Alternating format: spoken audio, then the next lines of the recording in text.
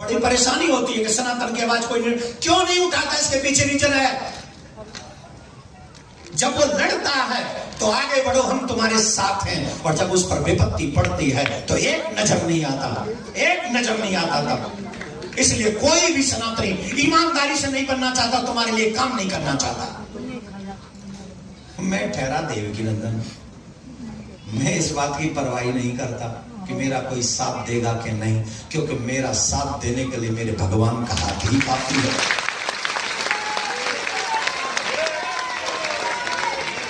मैं आपको बता दूं मैं क्यों करूं चिंता, मैं क्यों करूं खुद की चिंता। यहां हमारे चेला बैठे हैं, नहीं मुझे पता है। यहाँ हमारे चेला भी आए, इनको जब पता चला कि हम आने वाला हूं तो चेला भी दौड़े चले आए।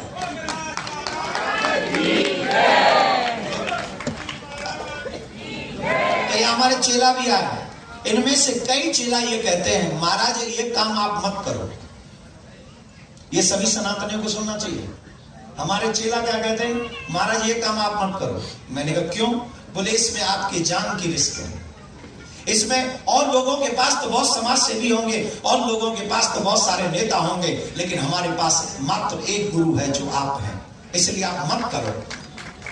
ये हमारे चेला लोग बोलते हैं, और ये घर के लोग भी बोलते हैं, परिवारी जन भी ये बोलते हैं। पर आज सभी को मैं एक जवाब देना चाहता हूं, दो जवाब एक्चुअली, एक नहीं दो। पहला, इस संसार में सबसे बड़ा सत्य है जो आया है उसे जाना पड़ेगा। ये सबसे बड़ा सत्य है, जो आया है उसे जाना पड़ेगा। इससे कोई फर्क नहीं पड़ता कि कौन कितना जिया, फर्क इससे पड़ता है कि कौन कैसे जिया।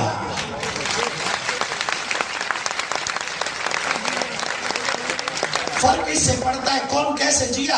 और आज मुझे गर्व है इस बात को सोचते हुए कि सनातन यात्रा करके अगर मुझे कुछ हुआ तो मैं ठाकुर जी से कह सकूंगा, हाँ मैं ऐसे जिया,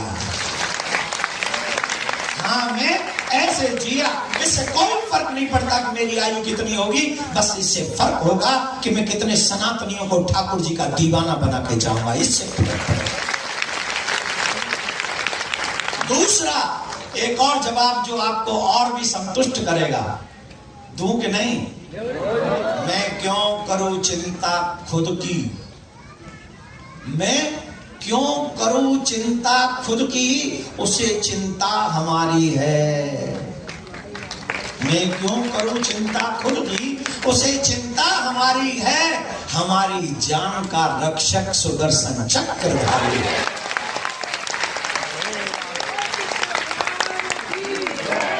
रही बात मरने की, तो वो इंदिरा गांधी मर गई प्रधानमंत्री जब, हाँ या ना?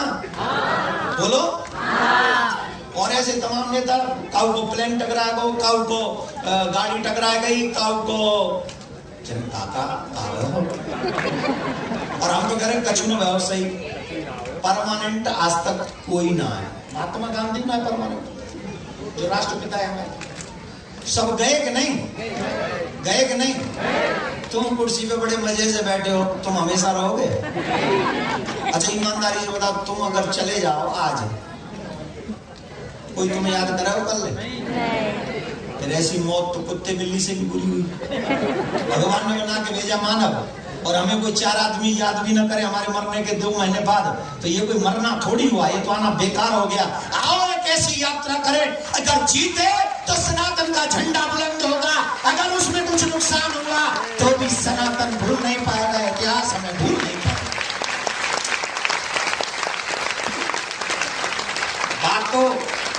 बात तो कंस की है पर आज काम की है। बात तो कंस की है पर आज काम की है। कंस को जब भगवान ने केस पकड़ लिए थे, कहा मैं तुझे मार दूंगा, तो कंस ने कहा तुम मुझे मार के कभी ये न कह सकोगे कि तुम जीत गए, जीतूंगा तो मैं ही।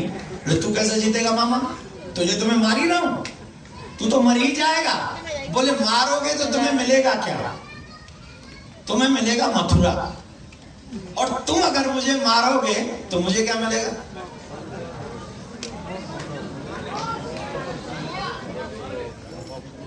तुम मुझे मार भी दोगे तो मैं तुमसे ज्यादा पालूंगा। कैसे? बोले तुम मेरा मधुपुर छीनोगे, तुम मेरा मधुपुर छीनोगे, मधुपुर माने मथुरा, तुम मेरा मधुपुर छीनोगे, मैं जा बैकुंठ संभालूंगा, मेरे दोनों हाथों में लड्डू है, मरकर भी तुमसे जीतूंगा। तो सनातनियों एक बात याद कर लो, अगर इस सनातन यात्रा को हम सफल कर लाए तो सनातन का झंडा बुलंद होगा, और अगर इसमें हमारे अपने प्राणों की बाजी लगानी पड़ी तो भी ठाकुर जी का धाम नसीब होगा। तो नुकसान तो किसी स्थिति में है ही नहीं, फायदा ही है। और ऐसे HIV वालों को, डेंगू वालों को, मलेरिया वालों को,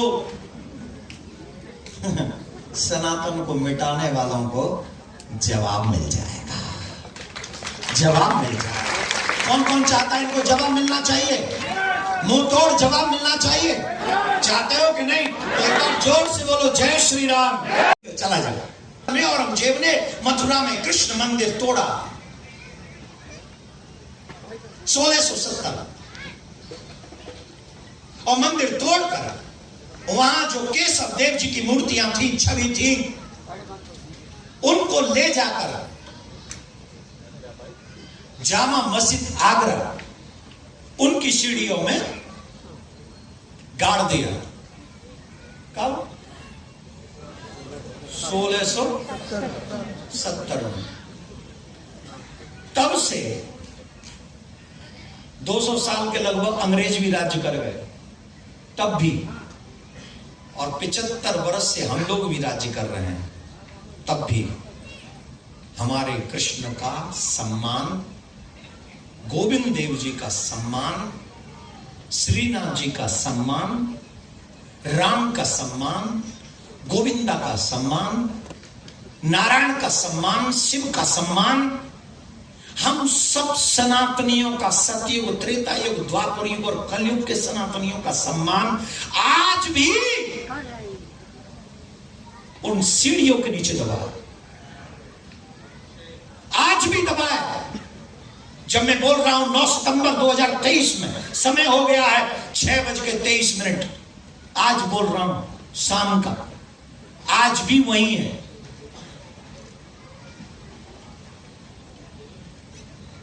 सिर्फ एक सेकंड ये सोचो कि मेरे पापा की फोटो वहां होती तो, आपके दादाजी की फोटो होती तो, आपके बेटे की फोटो होती तो, फोटो भगवान नहीं, फोटो बेटे की होती, क्या आज भी आप आराम से ऐसे ही बैठे रहते? दर्द नहीं होता, कष्ट नहीं होता, मन में घृणा नहीं होती अपने आप से? होती कि नहीं? तो केशव के लिए क्यों नहीं हो रही घृणा? क्योंकि वो भगवान है, और हम सिर्फ उनसे मांगने जाएंगे, उनके लिए हम कुछ नहीं करेंगे। सब काम नेता नहीं कर सकते, सब काम सरकारें नहीं कर सकती,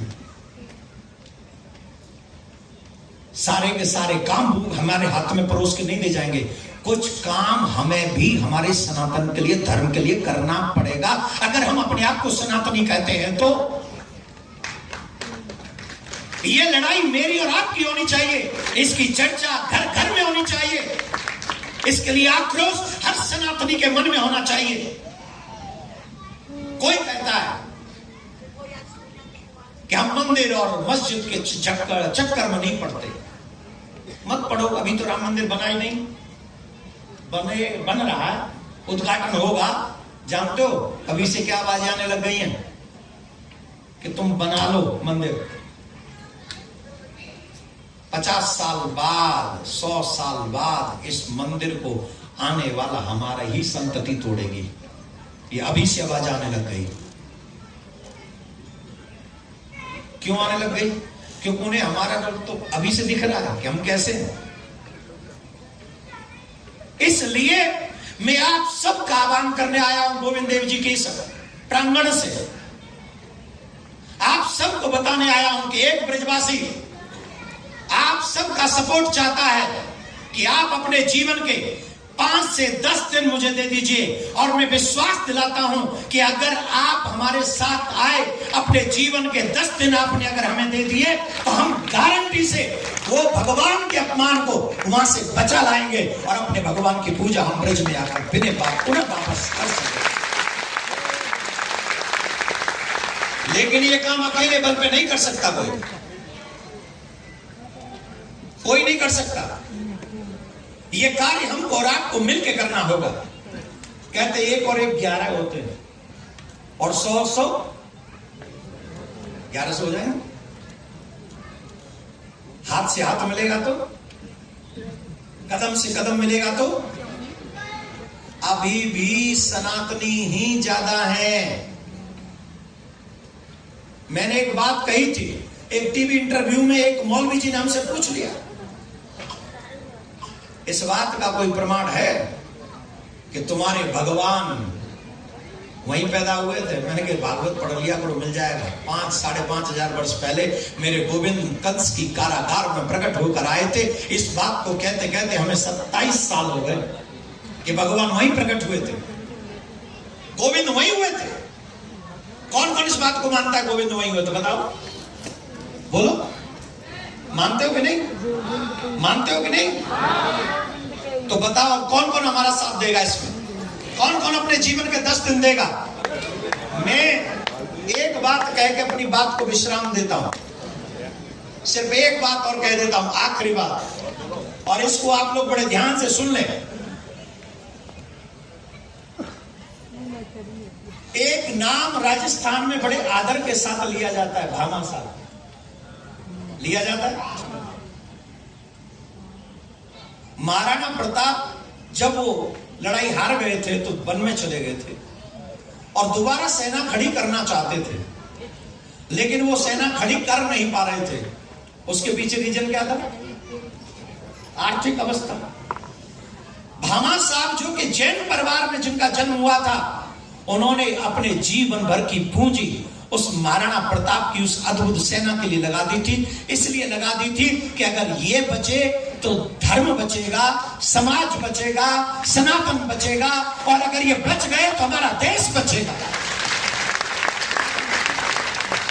मेरे भाई बहन, मैं आपसे धन मांगने नहीं आया, लेकिन आपका बल मांगने आया हूं, जन बल मांगने आया हूं।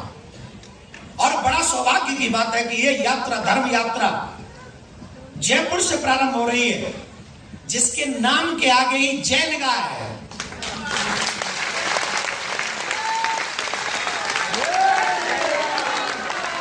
जिसके नाम के आगे जय है, विजय निश्चित है।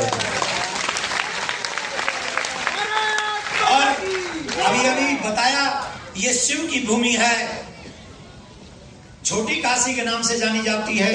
ये गोविंद देव जी की भूमि है, ये भगवान श्री राम के वंशज, कुश के वंशजों की भूमि है। तो इस बात को कोई भी इग्नोर नहीं कर सकता कि जहां तीनों देवों के अंश विराजमान रहते हो, अगर वहां से सनातन धर्म की यात्रा प्रारंभ हो रही है तो उसमें विजय हुई होगी, इसमें कोई संशय नहीं। क्या बोलना पड़ेगा?